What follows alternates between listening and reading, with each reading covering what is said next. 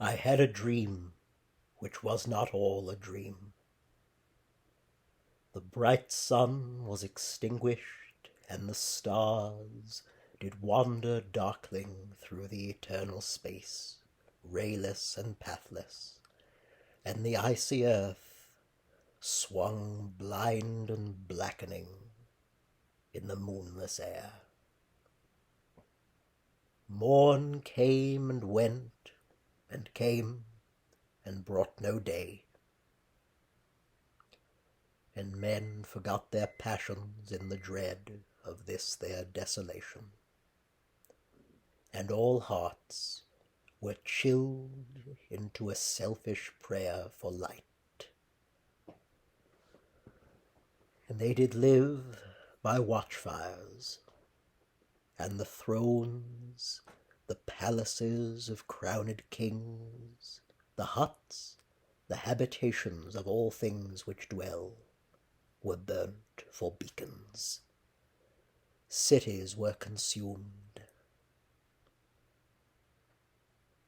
and men were gathered round their blazing homes to look each other once more in the face. Happy were those who dwelt within the eye of the volcanoes and their mountain torch. A fearful hope was all the world contained. Forests were set on fire, but hour by hour they fell and faded, and the crackling trunks extinguished with a crash, and all was black. The brows of men by that despairing light wore an unearthly aspect, as by fits the flashes came upon them. Some lay down and hid their eyes and wept, and some did set their chins upon their clenched hands and smiled, and others hurried to and fro and fed their funeral piles with fuel, and looked up with mad disquietude on the dull sky, the pall of a past world, and then again, with curses, cast them down upon the dust, and gnashed their teeth and howled.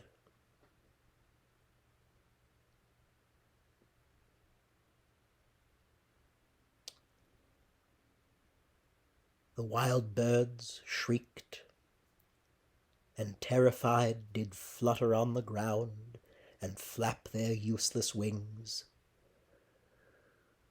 The wildest brutes came tame and tremulous, and vipers crawled, and twined themselves among the multitude, hissing but stingless. They were slain for food. And war, which for a moment was no more, did glut himself again. A meal was bought with blood, and each sat sullenly apart, gorging himself in gloom. No love was left. All earth was but one thought, and that was death, immediate and inglorious, and the pangs of famine fared upon all entrails. Men died, and their bones were tombless as their flesh. The meagre by the meagre were devoured. Even dogs assailed their masters, all save one, and he was faithful to a course. He kept the birds and beasts and famished men at bay, till hunger clung them, or the dropping dead lured their lank jaws. Himself sought out no food, but with a piteous and perpetual moan, and a quick desolate cry, licking the hand which answered not with a caress, he died. The crowd was famished by degrees, but 2 of an enormous city did survive. And they were enemies. They met beside the dying embers of an altar place, where had been heaped a mass of holy things for an unholy usage. They raked up and shivering scraped with their cold skeleton hands the feeble ashes, and their feeble breath blew for a little life, and made a flame which was a mockery.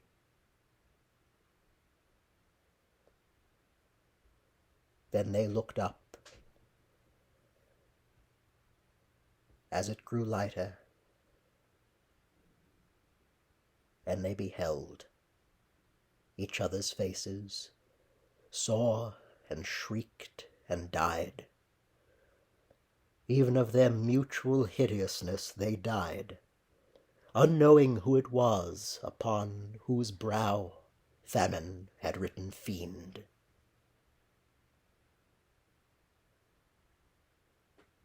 The world was void.